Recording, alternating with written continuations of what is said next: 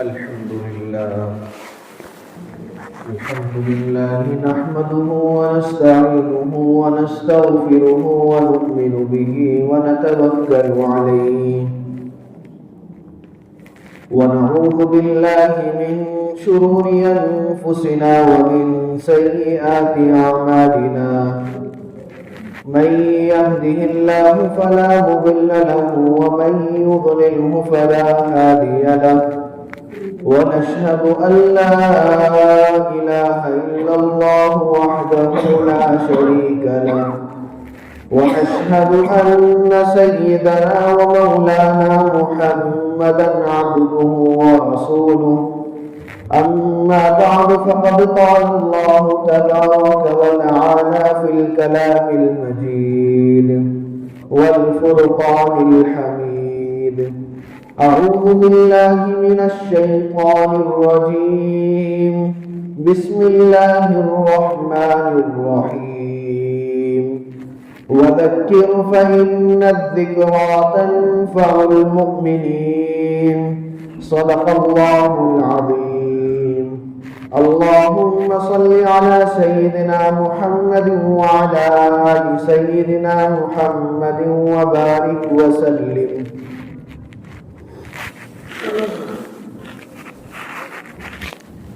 محترم بزرگوں، عزیز دوستوں، عزیز ساتھیوں، اللہ تبارک و تعالی کا بے پناہ احسان و کرم ہوا کہ اللہ رب العزت نے ہمیں پھر دوبارہ جمعے کی مجلس میں بیٹھنے کی توفیق عطا فرمائی اور دین کی کچھ باتیں سننے کی غرض سے ہماری حاضری ہوئی ہے، جمعے کی نماز ادا کرنے کے لیے ہماری حاضری ہوئی ہے۔ اللہ تبارک و تعالی سے دعا کرتے ہیں کہ اللہ رب العزت اس حاضری کو قبول فرما لے۔ عزیز دوستو، اللہ تبارک و تعالی نے دنیا کے اندر ہمیں پیدا کیا اور پیدا کرنے کا مقصد بھی بیان فرمایا، اور اللہ رب العزت نے دنیا کے اندر مخلوقات کو بہت سی پیدا کی، بے شمار مخلوقات دنیا کے اندر اللہ تبارک و تعالی نے پیدا کر رکھی ہیں، لیکن تمام مخلوقات میں اشرف المخلوقات کا جو درجہ دیا ہے وہ انسانوں کو اللہ تبارک و تعالی نے عطا فرمایا ہے۔ اب انسانوں کو جو درجہ ملا ہے اشرف المخلوقات کا، انسان تو سبھی حضرات ہیں، اس میں ہمارے دوسرے طبقے کے لوگ بھی انسان ہیں اور ہم بھی انسان ہیں، مسلم ہو یا ہندو ہو یا سکھ ہو یا عیسائی ہو، تمام مسلمانوں کو اور تمام انسانوں کو اللہ تبارک و تعالی نے اشرف المخلوقات کا جو درجہ عطا کیا ہے، اب ان میں سے اشرف المخلوقات میں سے اللہ تبارک و تعالی نے کچھ الگ کر دیے لوگوں کو۔ اب اللہ تبارک و تعالی نے اس اشرف المخلوقات کے لیے اور اس اشرف المخلوقات کی ہدایت کے لیے اللہ نے 1,24,000 انبیاء علیہ السلام کو اس دنیا کے اندر بھیجا۔ حضرت آدم علیہ السلام اس دنیا کے اندر آئے اور دنیا سے پردہ فرما گئے۔ اسی طریقے سے انبیاء اکرام آتے رہے اور اپنی محنت کو جاری رکھا، اور اللہ تبارک و تعالی نے ہدایت کے راستے کے لیے نبیوں کو دنیا کے اندر بھیجتے رہے۔ اب سب سے اخیر میں ایک نبی مبعوث ہوتے ہیں، ایک طرف سب سے چھوٹے نبی ہیں اور وہی نبی سب سے بڑے نبی بھی ہیں۔ مرتبے کے اعتبار سے اگر دیکھا جائے تو سب سے بڑے نبی، اور آنے کے اعتبار سے اگر دیکھا جائے تو سب سے چھوٹے نبی، لیکن اللہ تبارک و تعالی نے اس آخری نبی کو جو درجہ اور جو مقام عطا فرمایا تھا وہ کسی اور نبی کو عطا نہیں کیا تھا۔ اللہ تبارک و تعالی نے نبی صلی اللہ علیہ وسلم کو مقام اور مرتبہ بہت بلند دیا تھا۔ اب پچھلے لوگ آئے چل بسے، ان کو کوئی مرتبہ نہیں ملا.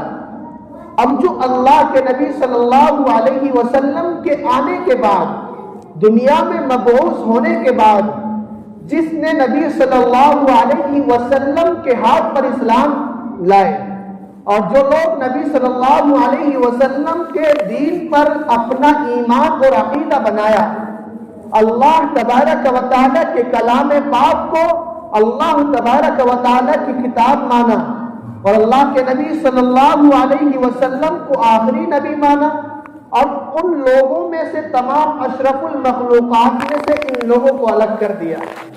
اب اس کو کہا جاتا ہے نبی کا امتی. اب نبی کا امتی، اللہ تبارک و تعالیٰ نے پچھلے لوگ بھی نبی کے امتی تھے لیکن ان کو کوئی مقام عطا نہیں کیا، بلکہ اللہ تبارک و تعالیٰ نے نبی صلی اللہ علیہ وسلم کی امت کو جو مقام اور مرتبہ عطا کیا ہے وہ کسی اور امت کو عطا نہیں کیا تھا. اب اس میں بہت ساری باتیں آ جاتی ہیں. اب نبی کا، اس نبی کے امتی ہونے کا مقام اور مرتبہ جو بلند کیا وہ اللہ تبارک و تعالیٰ نے قرآن کریم کے اندر بھی ارشاد فرمایا.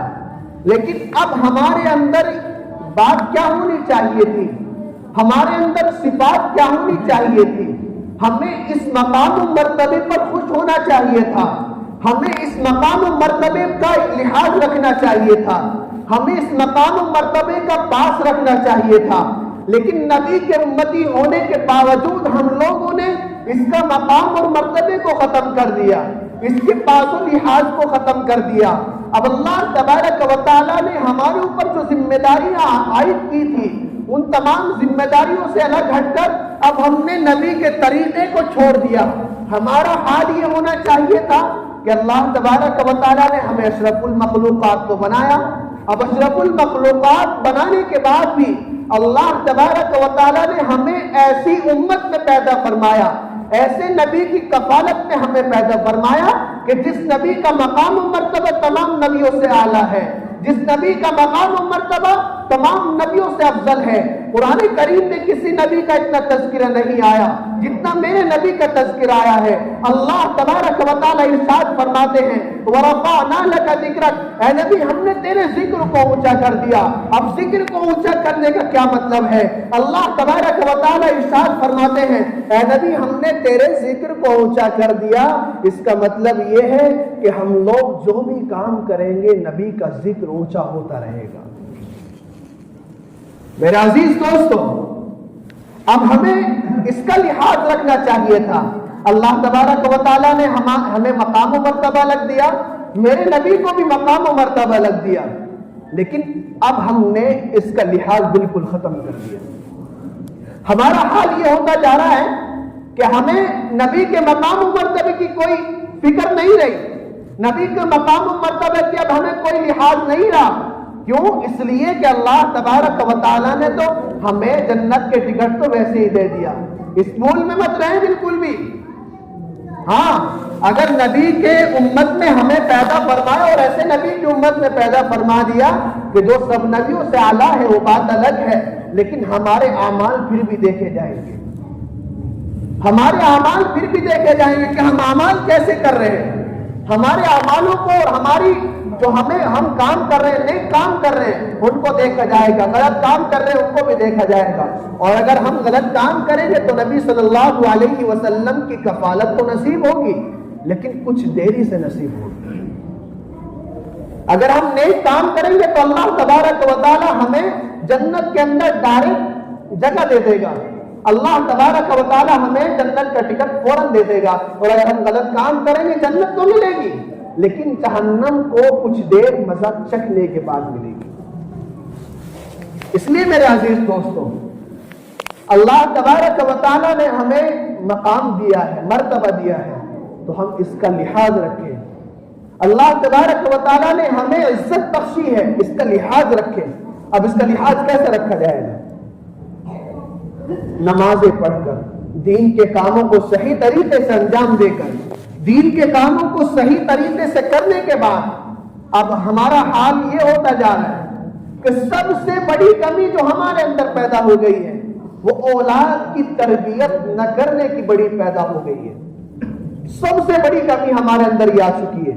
اولاد کی تربیت ہمیں کہیں کہ مطلب یہ ہے کہ اولاد کی فکر ہمیں نہیں ہے. فکر کیا مطلب ہے؟ ٹھیک ہے کھانے پینے کی فکر ہمیں ہے کہ اولاد کو کھانا پینا اچھا مل جائے, اس کو فکر نہیں کہتے. اللہ کے نبی صلی اللہ علیہ وسلم اگر فکر کہہ رہے ہیں تو نبی صلی اللہ علیہ وسلم کا کہنا یہ ہے کہ اولاد کی تربیت کی فکر کرو, اولاد کی صحیح تربیت کرو. اب میں ایک بات کہتا چلوں, بہت کڑوی بات ہے لیکن سننی پڑے گی. بات یہ ہے کہ ابھی 2 دن بعد ایک فنکشن اور ایک فنکشن کے طور پر ایک جلسہ انعقاد کیا جاتا ہے 26 جنوری. تو 26 جنوری میں ہماری اولاد کا کیا حال رہتا ہے ہمیں کچھ معلوم ہے؟ ہماری اولاد, ہماری نئی نسل, ہماری نسل جو اسکولوں میں اور کالجوں میں پڑھتی ہے, ہمیں معلوم ہے کہ ان کا حال کیا رہتا ہے. ان کا حال یہ رہتا ہے کہ اسکول اور کالجوں میں ڈانس اور ناچ گانے کے لیے تھوڑے تھوڑے وہ دیے جاتے ہیں, تھوڑے تھوڑے وقت کے لیے ناچ گانے کا آپشن دیا جاتا ہے کہ آپ کو ناچ گانا کرنا ہے. اب کمال کی بات تو یہ ہے کہ نبی کا امتی جس کو اللہ تبارک و تعالی نے مقام و مرتبہ عطا کیا ہے, اب اس کی بیٹی ہے, ہمارا کیا حال ہونا چاہیے تھا کہ اس میں بالکل حصہ نہ دلواتے اپنی اولاد کو. پہلی بات, اب یہ گھر پر آتی ہے, اب اس کو ماسٹر کہہ کے بیچتا کہ اس کی پریکٹس گھر پر بھی کرنی ہے, ناچ گانے کی پریکٹس گھر پر بھی کرنی ہے. اب وہ باپ جو 5 وقت نمازی ہے, وہ باپ جو اپنے آپ کو عزت دار کہلاتا ہے, اب اس کی بیٹی باپ کے سامنے ناچ رہی ہے, باپ کے سامنے اپنے سر سے پردے کو اتار کر ناچ کی پریکٹس کر رہی ہے, ڈانس کی پریکٹس کر رہی ہے. شرم کہاں گئی؟ غیرت کہاں گئی؟ نبی کے امتی تو نہیں تھے ایسے. نبی کے امتی کا تو حال یہ تھا کہ تھوڑا سا شریعت کے خلاف بھی اگر ہم کام دیکھ لیا کرتے تھے تو اپنی گردن اتروانے کے لیے تیار ہو جایا کرتے تھے. لیکن ہماری شریعت کو ڈاکہ ڈالا جا رہا ہے. اب ہم خاموشی کے ساتھ پڑے ہوئے ہیں, بیٹھے ہوئے ہیں. ایسا نہ کریں بالکل بھی. اگر ایسا حال ہو بھی رہا ہے تو اس کو روکنے کی کوشش کریں.